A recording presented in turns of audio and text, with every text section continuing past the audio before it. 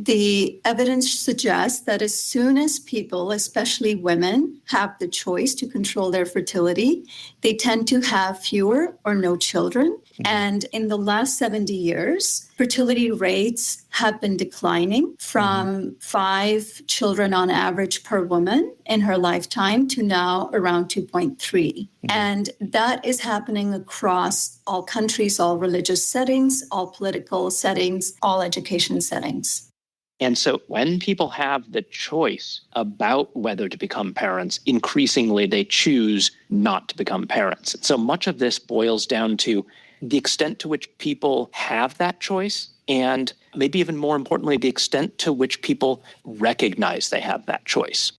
And that's sort of a myth that's out there, that being a parent is going to make you a happier person than somebody who doesn't have kids. But in our own work, we've looked at the life satisfaction of parents and of child-free people, and we found absolutely no difference in life satisfaction. We've also looked at late life regret, the amount of life regret that older parents and child-free people experience over the age of 70. And we didn't observe any differences. So older child-free people had no more life regret than older parents.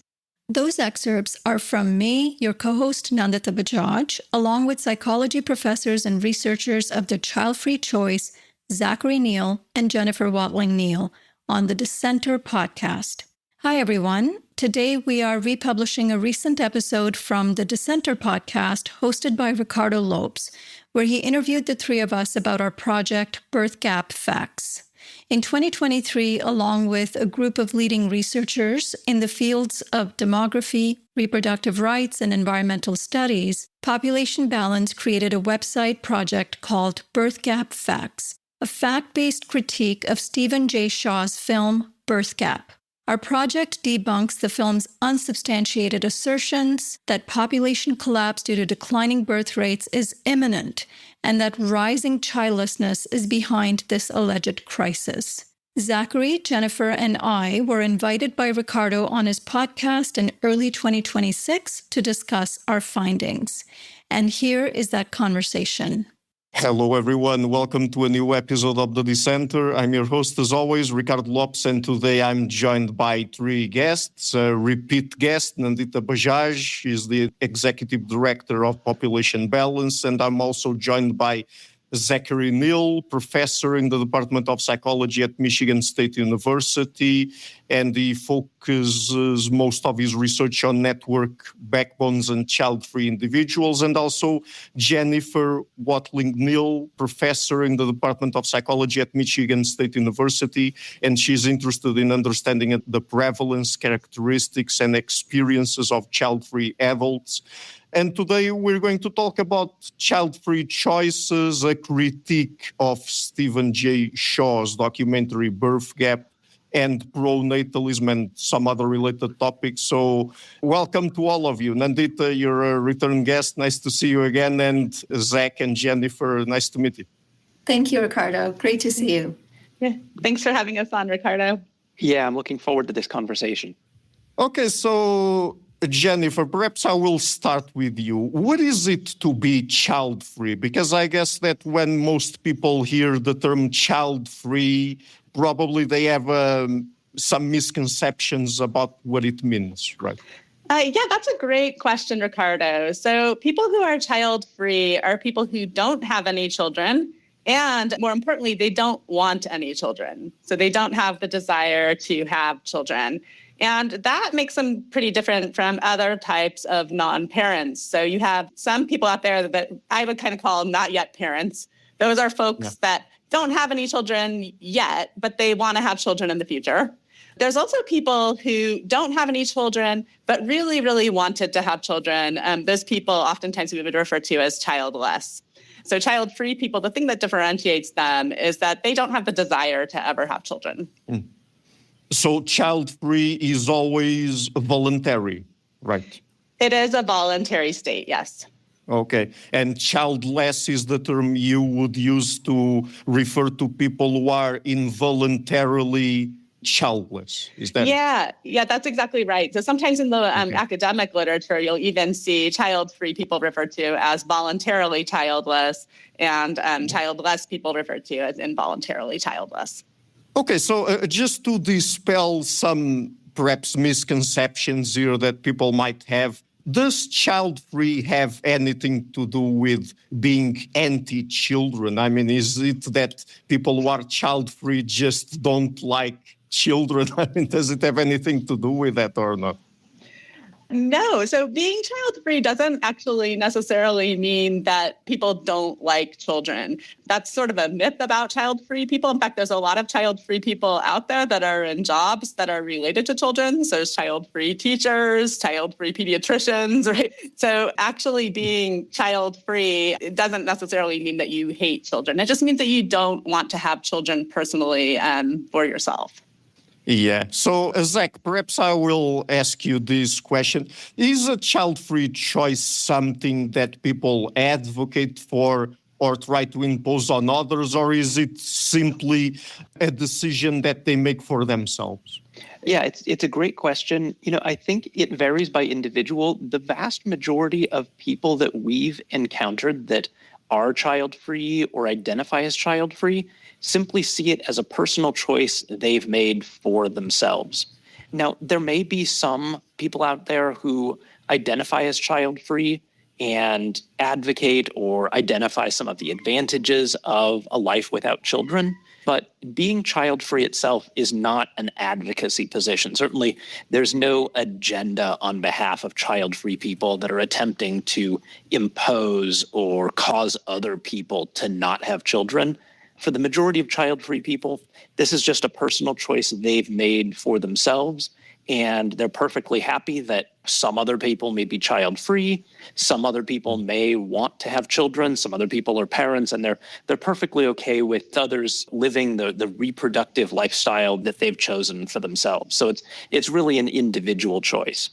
I mean, I guess that no one's out there doing activism to try to create policies to prohibit people from procreating, right? It's certainly not something that we've seen. Yeah, me neither. So I don't know which of you wants to answer this question, but I would like to ask you about, are most people without children, as Stephen J. Shaw tries to make the case for in his documentary Birthgap, childless by circumstance, or do they really not want children? I mean, basically the claim in the documentary is, and I'm going to cite it here, a 2010 meta-analysis by Professor Renske Kaiser would suggest that 10% of women who are childless are child-free, having chosen not to become mothers, and 10% are childless for medical reasons, including infertility. So that leaves a whopping 80% of women without children childless by circumstance. Is there evidence to back that claim? It's certainly a claim that we're familiar with and that we're aware that Mr. Shaw and others have made. We've not been able to locate the 2010 meta-analysis that he refers to in his film. And we've asked him to point us toward this study, and he's been unable to do so. We're very familiar with Dr. Kaiser's work on child-free and childless populations. And we've been unable, even in conversation with her, to find anything to support this claim. In fact, Dr. Kaiser's own work suggests that among people who do not have children, the majority are voluntarily childless or child-free. And the set of people who are childless by circumstance or childless for biological reasons is much, much smaller. Our own work using data on adults in the United States supports this. We find that among people who permanently are without children, the vast majority are in that situation voluntarily, while relatively small numbers are biologically childless or are what we might call socially childless, childless because they've not been able to find a partner or can't afford to have children. The vast majority who permanently do not have children are in that situation because they've chosen not to have children. So to answer your question, we've been unable to find any support for Mr. Shaw's claim in our own data.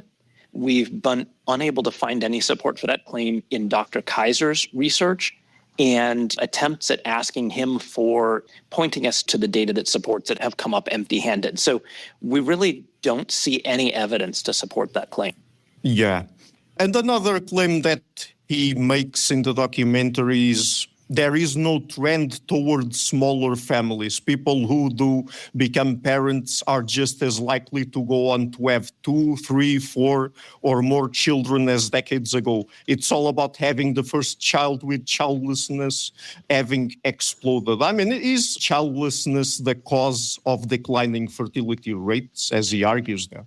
I don't think that there is evidence that it's just childlessness. Certainly, folks who are child-free are not contributing to increasing fertility rates, right? We know that. However, we also are still seeing trends towards smaller families in a lot of places. And Nandita, I know that you did some work on the fact sheet for this, so I don't know if you want to jump in here as well. Yeah, definitely. Evidence actually shows that there's a strong trend towards smaller families, not necessarily driven by childlessness. In most countries that belong to the OECD, which is the Organization for Economic Cooperation and Development, more and more people are delaying childbirth. So they're having children later and often fewer children. So there has been, for example, a decline in teenage pregnancies within the US that has been a really huge contributor to declining fertility rates. But also there's been a huge decline in the number of people having 4 or more children. Instead, we are seeing a rise in one-child families, two-child families. And definitely, as Jenna said, there are more people who are child-free by choice, but they're not that strongly contributing to the declining fertility rates. It's more the delayed parenthood and fewer children. Mm-hmm. But people who are child-free, people who decide consciously that they do not want to have children, do we have a good understanding of the reasons behind that decision? So our own research really hasn't asked people why they don't want to have children, but other research has examined that. And people tend to give a really wide range of reasons. So some people might talk about the high cost of having children. Some people talk about restrictions on freedom or career growth. Some people talk about medical risks, and in some places there's restrictions on reproductive freedom that may make people cautious about having children. There's climate change, there's political forces. But at least in the United States, a Pew survey that came out in 2021 found that the majority of child-free adults said that the reason for not wanting to have children is that they just didn't want to have children. So for the most part, it's just a strong desire not to have children that's driving it, and not something specific. Mm-hmm. Yeah, that's interesting. And I mean, one claim that we hear from many people who are pronatalists is that people with children are happier than people without children. Is there any evidence to support that? So there isn't any evidence to support that. And that's sort of a myth that's out there about child-free people and about parents, that being a parent is going to make you a happier person than somebody who doesn't have kids. But in our own work, we've looked at the life satisfaction of parents and of child-free people, and we found absolutely no difference in life satisfaction. We've also looked at late life regret. So child-free people, especially women, are often told they'll regret their decision later in life, but there's very little evidence that that actually happens. In some of our own work, we compared the amount of life regret that older parents and child-free people experience over the age of 70, and we didn't observe any differences. So older child-free people had no more life regret than older parents. So there's not a whole lot of evidence that parents are somehow happier than child-free people, that they have more life satisfaction, that they have less regret. Really, what seems to make people happy is doing what they want to do. So if you want to have children, you become a parent, that would make you happy. If you don't want to have children and want to remain child-free, that will make you happy. You know, it's very interesting because it's always easy for people to find a few cases, a few stories of people who regret not having children and to put in documentaries and then try to extrapolate from those specific cases to the broader population and try to make a case that, because particularly women, because they are told that they can dedicate themselves to their career, to professional development, and they can wait until their late 30s or 40s to have children. I mean, that's the reason why they end up not having children and then they regret it. But that's not really one of the reasons that leads people to not having children, or is it? Yeah, there's not really evidence of that, at least in the data that we've looked at. And generally speaking, if that were the case, if women were sort of delaying childbirth to focus on their careers, for example, we'd expect to see a lot more of those childless people in our data, right? The prevalence of childless people would be much higher, and Zach spoke about that earlier. But what we see is actually the prevalence of child-free people tends to be higher among permanently childless people. So we're not really seeing evidence of that. So this is an interesting one. I'm very curious about hearing from you. I mean, what do you think about these questions specifically? Have humans really evolved an instinct to reproduce or simply an instinct to have sex? Because, I mean, one thing is different from the other. Yeah. And I would say, in looking at the research from anthropologists and biologists, is there's a difference between the word instinct, which is something that we cannot control. It's just something naturally that happens, compared to a drive, like a biological drive. So we may have the drive to have sex, and that's not even universal, but there's no kind of instinct that we cannot live without it. That it's so natural that we cannot control it. So in that way, neither the desire to have sex nor reproduce could be considered an instinct. But to go further, in terms of the drive, you could say that the capacity and urge for sexual activity is deeply rooted in evolutionary traits that facilitate reproduction. But the specific conscious desire to rear children is heavily influenced by social, cultural, environmental, and individual factors, rather than like a single universal biological drive that everyone has. Even the fact that throughout history, we have had people who have chosen to not have children, even though it was not as easily accepted the choice, people always found ways to avoid having children, tells you that not everybody is wired to want children. And also you see cases of people who have had children who do not engage in parental or nurturing types of behaviors. And so it would be also wrong to just assume that people who do have children naturally have some kind of a biological drive to nurture. That's not always the case either. Drives, like nurturing drives, can be cultivated. But for the most part, there's sufficient research to support that not everyone has even a biological drive to have sex or to have children. Sex definitely facilitates reproduction, but for millennia, people have also found ways to avoid that through herbs and abortifacients and natural contraceptives. But the social bias, and this is my area of research, pronatalism, the social bias to have children is so strong that we're often made to believe that we all are meant to have children.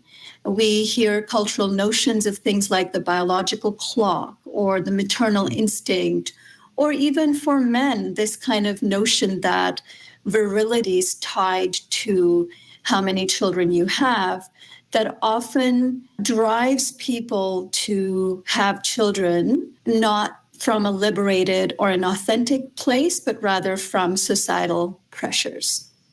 Yeah, we certainly live in societies that have a pronatalist bias, correct? Definitely.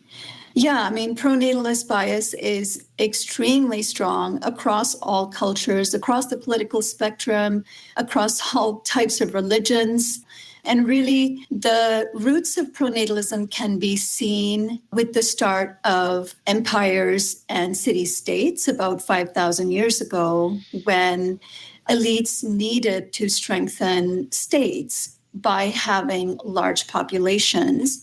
And that's when you see very strong delineation in terms of the gender roles, where women were expected to produce lots of children and men were expected to participate in war and be strong. etc. So a lot of the gender norms came about then. And journalist and author Angela Saini, her research also shows that in hunter-gatherer societies, women actually didn't have as many kids as they did after the rise of civilizations. So pronatalism really became institutionalized through religion, through laws, through policies, through media, through cultural norms, and different punishments that were put into place for people who didn't have children or large families. And rewards and even medals were rewarded to people who had children and large families. Which is interesting because sometimes we even hear from people who make arguments like Stephen J. Shaw makes in his documentary that one of the reasons why there are more people nowadays who are childless or child-free than before is because people are exposed to ideas like antinatalism or something like that, as if antinatalism is or ever was popular in society, right? That's another really huge misconception, is that when people who are interested in promoting reproductive rights and reproductive autonomy and challenging pronatalism, they are automatically advocating antinatalism, which is not true at all.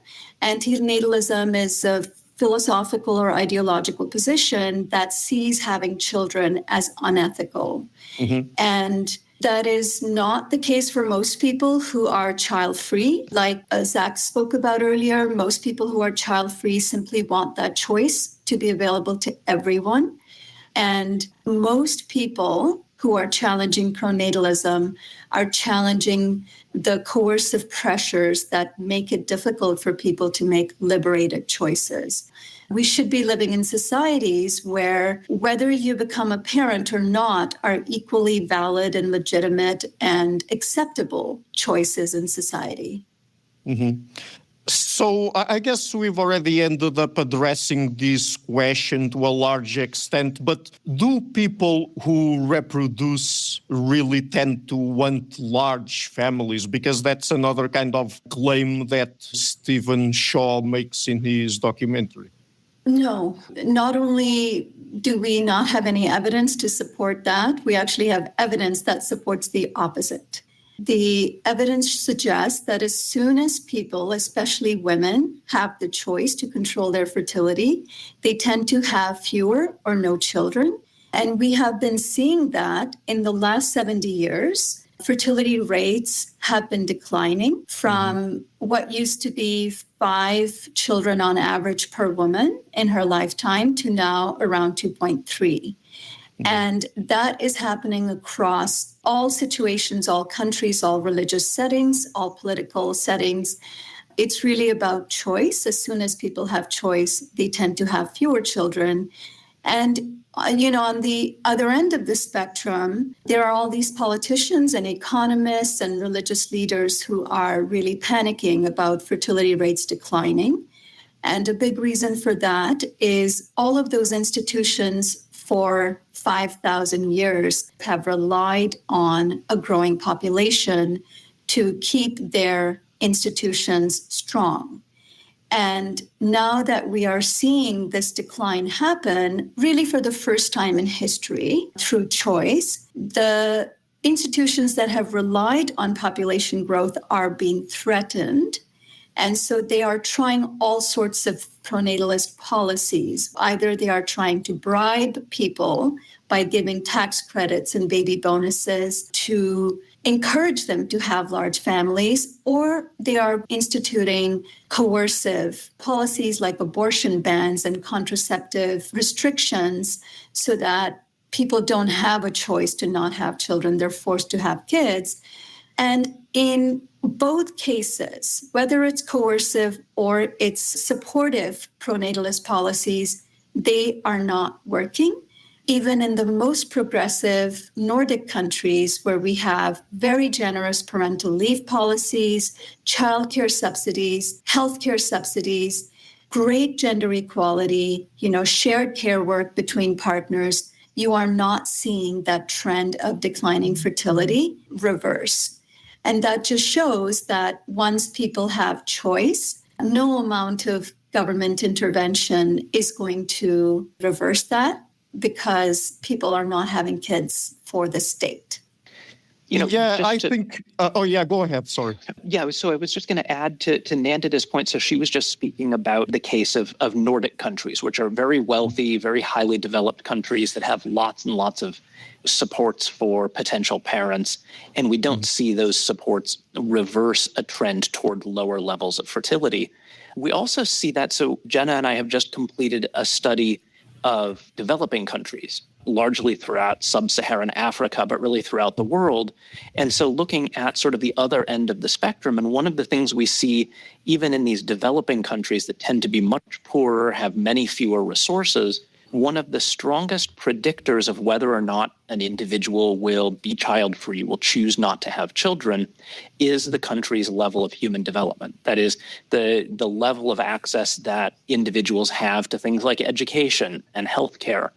And so even among these much poorer countries, we see that as access to healthcare increases, as access to education increases, the likelihood that an individual will choose voluntarily to not have children also increases.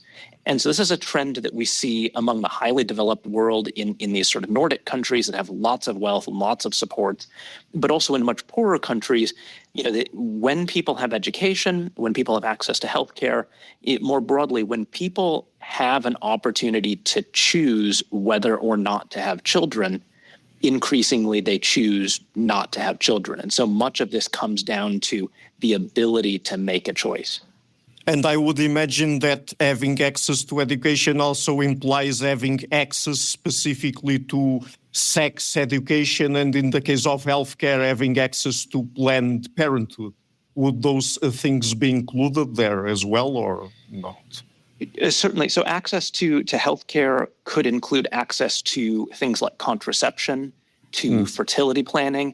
Access to education could include access to sex education, but it also more broadly, and especially in developing countries for women, access to education represents an opportunity for self-actualization, the ability to, have a career, to have a job, to do fulfilling work. And so as people gain access to these things that allow them to be the person they want to be, it gives them the choice to have children or to not have children. And when people have the choice about whether to become parents, increasingly they choose not to become parents. So much of this boils down to the extent to which people have that choice, and maybe even more importantly, the extent to which people recognize they have that choice, that they are not required to have children. They can choose to have children, perfectly okay, but they can also choose not to have children. And so much of this has to do with choice. And if I can add one more thing to bolster that point, is there is another study, it's a Swedish study that looked at 136 countries and the fertility data for those countries.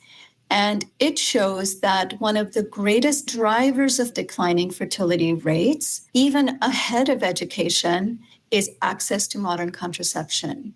Even in settings where people do not have the ability to go to school or, get higher education, which we believe should be universal human rights, it doesn't need to be a precursor to choice. As soon as people have access to fertility control, regardless of education level, fertility rates start declining across all education settings. Which is interesting, right? Because pronatalists, and particularly the religious pronatalists, not all of them necessarily, but at least some of them, also tend to be against contraception. Yes, it's true, and it's often the case. And you are seeing a lot of restrictions on contraception or abortion are being driven by a combination of nationalist and religious forces.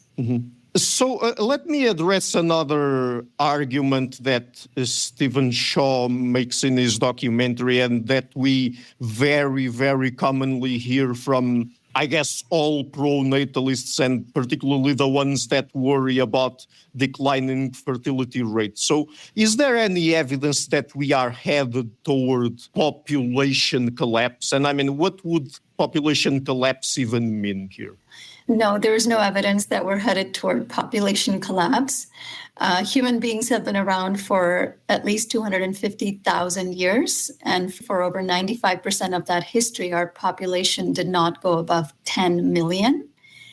Today, we are at 8 billion and counting. And one of the biggest drivers of population growth has been pronatalist pressures through patriarchal control over women, but also the exponential growth because of access to fossil fuels and industrialization. And so my point is that our current population is the largest population we've ever had in the history of Homo sapiens. And we are expected to be heading toward 10 billion people this century. Population is going to continue to grow until the 2080s, and then we might start to see some decline, but very, very slow decline. And demographers are not comfortable projecting past 30 to 40 years. After that, information becomes extremely unpredictable.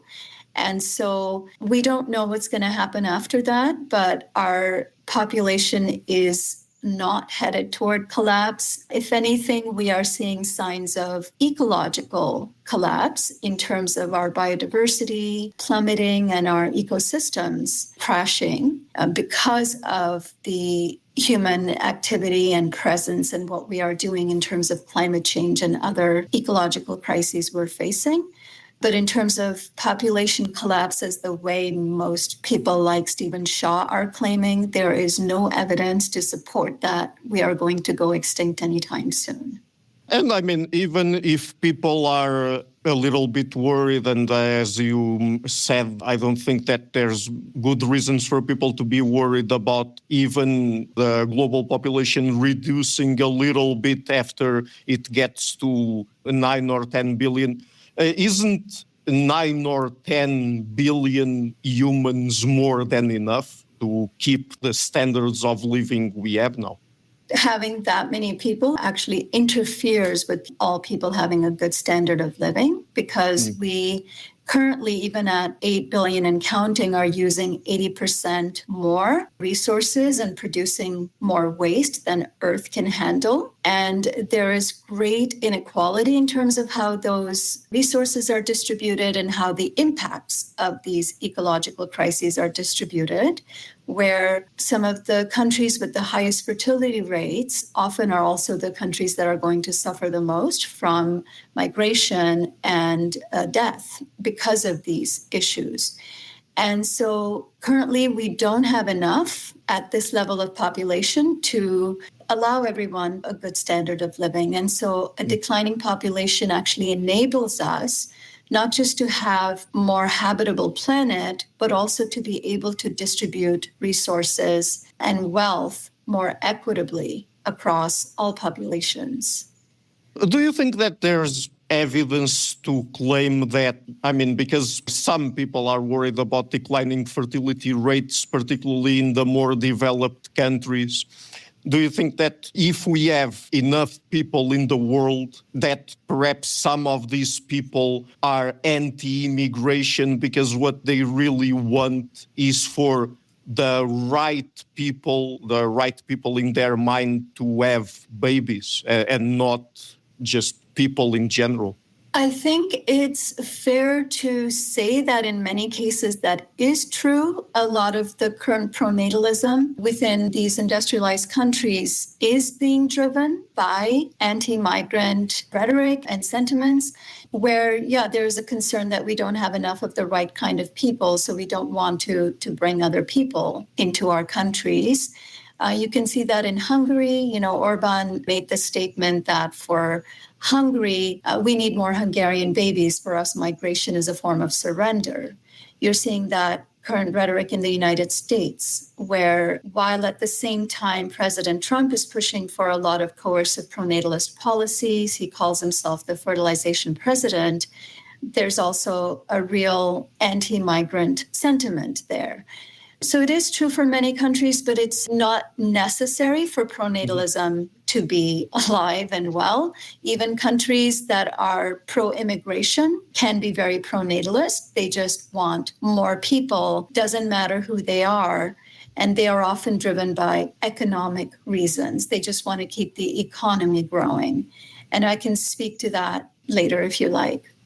Yeah, I was just trying to say that certainly, at least in some cases, there's a link between a pro-natalist narrative and a far-right, racist, xenophobic narrative, right? Very much so, yes. One thing I might add is this link between pronatalism and far-right ideology may occur in some places. It may be tenuous in other cases. But there's also a subtle link when we think about the metrics that get invoked in these conversations. So on the one hand, the focus is often on a country's total population. And the concern is often expressed in terms of a falling total population and the implications of that for the country's economic and social well-being.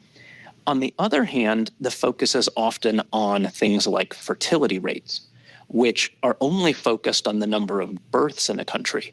And by focusing on those two metrics, it sets up a dialogue in which the speaker sort of implies the only way to increase a country's population size is by increasing its fertility rate, by having more native births. And obviously that's not necessarily the case. A country's total population could increase by having higher levels of in-migration. But very rarely does migration feature into that conversation. And so by focusing on the one hand, total population size, and on the other hand, fertility rates, it implies and sets up this impression that the only way to boost a country's population is by boosting fertility. But that's simply not the case. There are lots of different factors that influence a country's total population size. Fertility is really just one of those pieces. So some of this link between pronatalism and immigration is baked right into the metrics that are used in these sorts of conversations. Another issue that we haven't tackled yet has to do with aging populations. I mean, is it really the case that aging populations necessarily need more babies? And that's another claim made by Stephen Shaw in his argument. So what do we know about that? Yeah, so that is probably one of the most common arguments that is being brought forth when it's not driven by religious or nationalist reasons to grow fertility.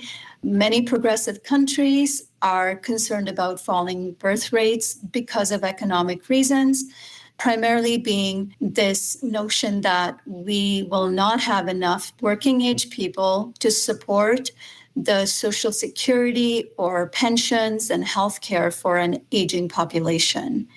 And that is based on a metric called the old age dependency ratio, which was developed about 75 years ago, that looks at how many people there are working age. If you can believe it, the UN still uses 15 to 64 as their working age population, and 65 and above, and 15 and below as dependents, young people and old people that are dependent on the working age population.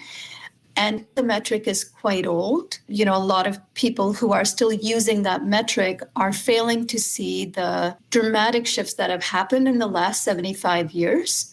Number one, people are living longer and healthier lives. So a 65-year-old today is likely to be active and working and wanting to stay active. It's true for many people that depending on their health, most people want to remain employed in meaningful work and are employed beyond 65. The other issue here is as fertility rates have gone down in the last 70 to 75 years, we have seen female labor participation rates go up significantly. So that is missing, is more older people are working, more females are working, but also there are fewer dependents under 15 because people are having fewer children. So the weight of dependence from the lower end of the age group is shifting more toward the higher age group. And the third part is that since people are living healthier lives and longer lives in most industrialized countries, they do not require serious health support until the last several years of their lives. So this notion that as soon as you turn 65, suddenly your health bills are going to skyrocket are based on an outdated metric, which is not representative of today's data. And the other thing that's often not talked about is the extreme chronic degree of joblessness among people who are jobless not by choice, but because of discrimination. It could be ageism, it could be sexism, it could be ableism. So people with disabilities, people who are seniors, people of color, people who are foreign-born, migrant workers, often are unable to find work because of discrimination. So there are so many opportunities for policies to actually become more caring and more inclusive if you really wanted to solve that issue of having a greater working age population. But in my work, we also really challenge this notion that we need to just keep feeding the machine, basically to keep our labor inputs high so that we get money to support the elderly. We need to really shift our economic structure so it's not constantly dependent on this input of growth. We just need more people, whether it's children or migrants, to keep that formulation going. We need to shift our economic structures. There are lots of different economic models that are out there that talk about well-being and caring economies rather than growth economies. And so there's no shortage of ideas here. Another thing to discuss would be, why are people like Stephen Shaw and others not challenging the extreme inequality in wealth distribution?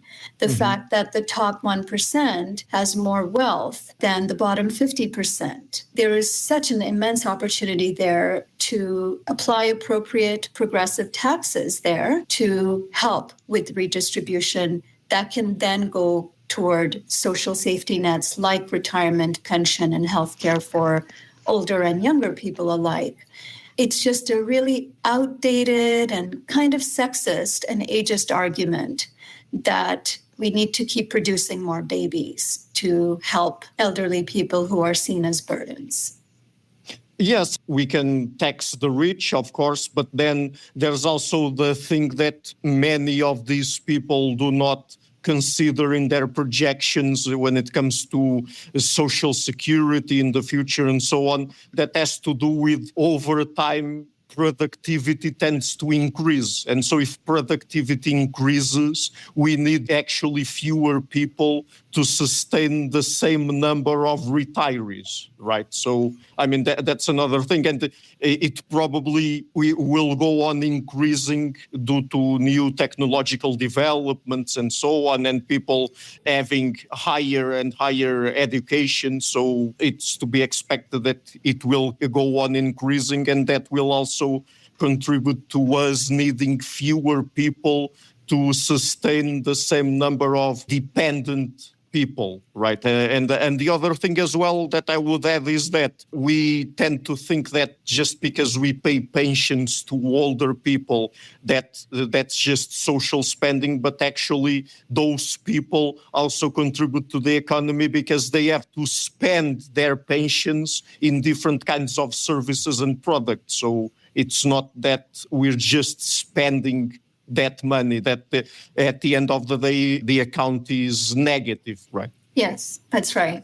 So about the growing population, Nandita, you've already mentioned that, of course, it's bad for the environment, the climate, for us to have more and more and more people consuming and polluting and so on. But I guess that the other thing here as well that many times people do not consider is that having fewer people also has benefits in terms of accessing social services and better wages, because when there's fewer workers, usually wages go up. for example, and it's easier for the state to provide good quality social services to fewer people as well, right? Definitely. And that's a great point that you bring up, is for all of the panic around declining fertility rates and not having enough people in the workforce. Part of that is a constantly growing population allows companies and industries to keep wages low because it keeps competition high,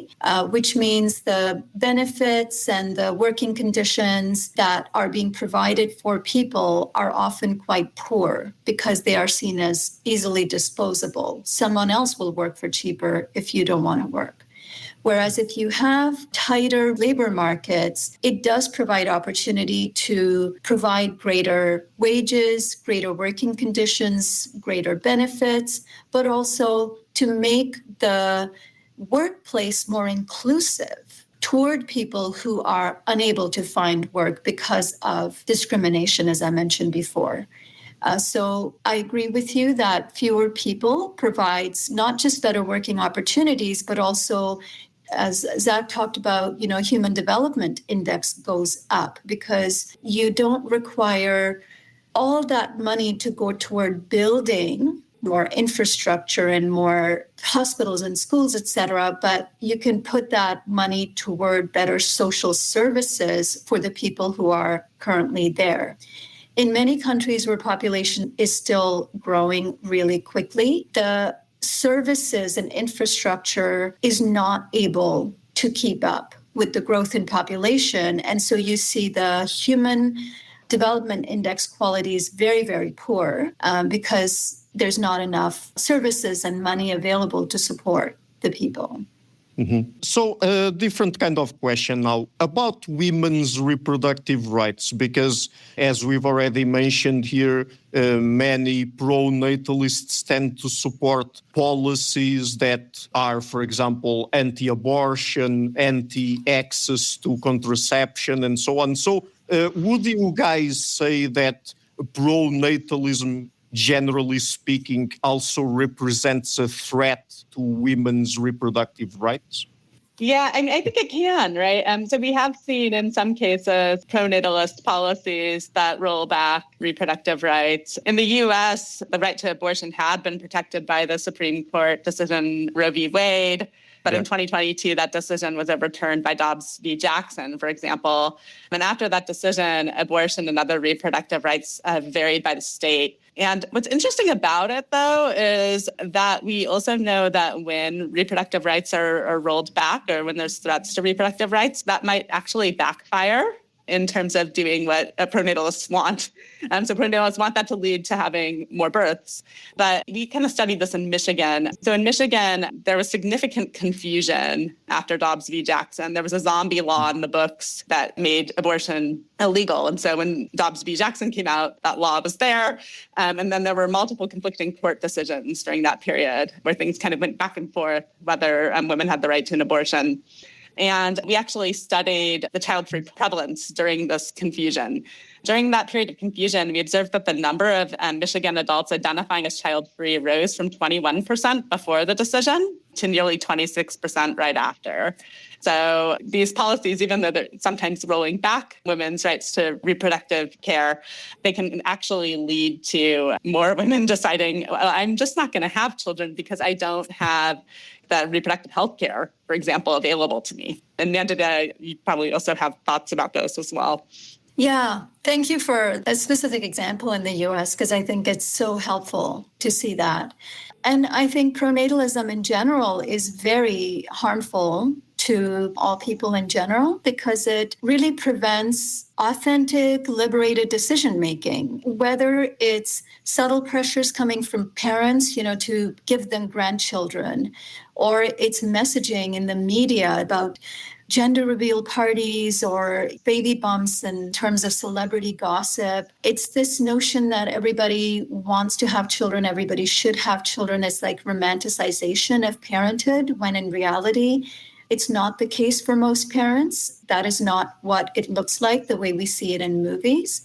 But to answer your question more directly about a threat to reproductive rights, pronatalism is so pervasive across the globe that people who are unable to have children or don't want children are often ostracized or marginalized or punished in society. Particularly women, right? Particularly women. And if you look at, what are the drivers of population growth today? It is heavily coercive pronatalism. So I'll give you some statistics. Today, across the globe, including progressive countries with strong gender equal laws, half of all pregnancies are unintended. And that's because of pronatalism. There's even internalized notions of people not wanting to have an abortion because there's so much stigma attached to that, or lack of access to contraception. But then 640 million women and girls that are alive today were married as children. So child brides who then went on to have lots of children while they're still young is one of the greater reasons for population growing, and that's a form of pronatalism. And if you look across the globe, especially in lower and middle income countries, there are over 250 million women who want to avoid the next pregnancy, who don't want to have a child or another child, but they cannot make that decision. And that sometimes is a problem with access. They cannot access healthcare services, but more often than not, it's these religious and cultural messages that prevent women from actually exercising that choice. Myths that using contraceptives will make you permanently infertile, or it'll give you cancer, or it's a sin. And same goes with men, like not producing enough children or not having any children means you are not virile, means you're not a masculine man. And men will get punished in their own ways by being pushed out of communities and societies if they don't have children. So yes, pronatalism of any kind prevents liberated choices, but especially the coercive kind is a direct threat to reproductive rights because women and girls, are getting illegal abortions and dying from those because legal abortions and legal contraceptives are not available. Yes, earlier when I asked you directly about women's reproductive rights, it was not because I was trying to imply that men cannot be victims of discrimination for being child-free. Of course, they can be and they are. It's just that since it's women or females that basically get pregnant, right, they are usually the ones that tend to get most discrimination from society, right? They are the ones that are discriminated the most for being child-free, not wanting children, and so on. And I mean, when it comes to abortion specifically, it's interesting because actually many people argue, and even doctors and people who are associated with healthcare argue, and I think rightly so, that abortion is a healthcare issue because women who don't want to have children, I mean, they're going to do abortions anyway. It's just that they're going to do them in environments that are not safe, that are not in a clinic or a hospital. And so it's a matter of healthcare. And also the other thing is that anti-abortion policies actually tend to promote abortion because the number of abortions go higher when there's not a legal access to abortion. This has been studied, for example, in Nordic countries here in Europe, which have the most progressive policies that are the most gender equal and so on. The number of abortions actually goes down by it being legal and accessible in the healthcare system. Yes, that's an excellent point, Ricardo. And Guttmacher Institute is another great research think tank that provides a lot of data on what you just said. Countries, nation states that don't have strong reproductive health care access tend to see increase in illegal abortions. Because like I said, half of all pregnancies around the world are unplanned. meaning even if you are using contraceptives, no contraceptive is fail-safe. And so these accidents happen, and so abortion should not be seen as some kind of a last resort. Availability to legal abortion should really be part of reproductive health care because so many pregnancies are unwanted and unplanned. Yeah. So is there anything else you would like to add? Some final message just before we go? I mean, anything else about topics that we've discussed here, like child-free choices or pronatalism that you would like for people to know? Ricardo, I guess one closing point, and this is something that we've heard from others as we've shared some of our research on child-free adults, just to remind your viewers that much of this is about choice. And for those that have children or are maybe considering having children, want to have children, if that's what they want to do, that's fantastic, and they should. And, I think everyone would wish them the best. But for those of your viewers who don't want children, our research is increasingly finding that that's a very large population. If they choose not to have children, they'll be joining a very large group of others who have also chosen not to have children. And that choice is okay too. I think one of the messages we're trying to get out in our research is not to advocate that people have children or advocate that people don't have children, but to advocate choice and to encourage people to follow the reproductive life course that makes sense for them. And for some people, that's having children, and for other people, that's not having children. And both paths are okay. Both paths are normative. They'll find themselves in good company no matter which direction they choose. Great. So, Nandita, Zach, Jennifer, thank you so much for coming on the show. I really love your website, by the way, the Birthgap Facts website. So, thank you so much for doing this. It's been great fun to talk with you. Thank you so Thanks, much, Ricardo. It was great to talk to you. Thanks, Ricardo. That was a republished episode from the Dissenter podcast. If you enjoyed this conversation, be sure to check out Ricardo's podcast. We will return with a regular interview for our next episode of the OVERSHOOT podcast in 2 weeks. Thanks, everyone.